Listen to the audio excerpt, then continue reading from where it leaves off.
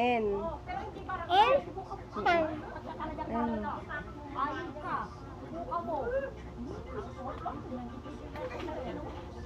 Ito na. D. Di, ganito. Ganito. Diba? Pag binabantayan niyo siya, naayos yung sulat niya. R. Pero pag iniiwanan mo siya, hindi niya masyado naayos yung sulat niya. Dikit mo dito. Kung nasan, ay ano, buray mo.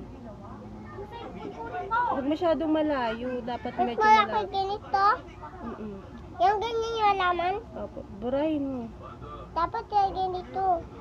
Yan, okay na yan. E. Kape yung dapat yun ah. Oo nga. Konti na lang. Malapit na siya matuto. More studies pa, guys. A. Malapit na siya matuto. Konting-konti na.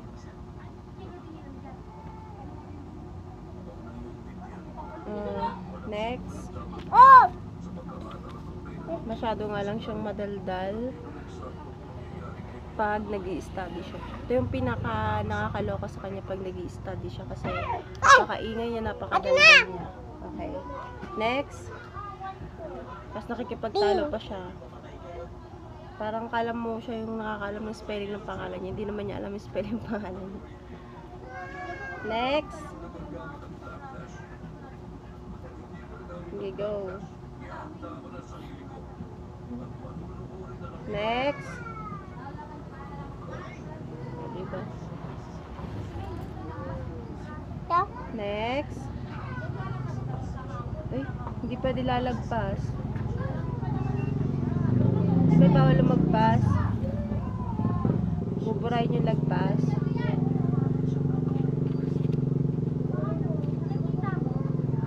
Next.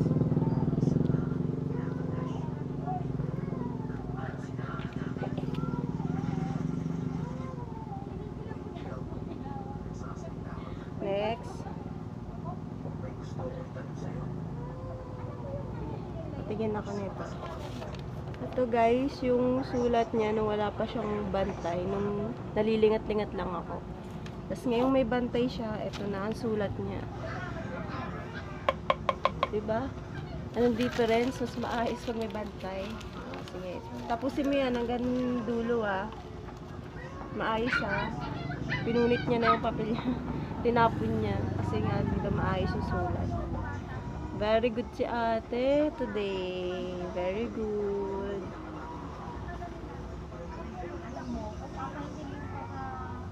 Very good si ate Malapit na ikaw mag-school, diba? Sige na go.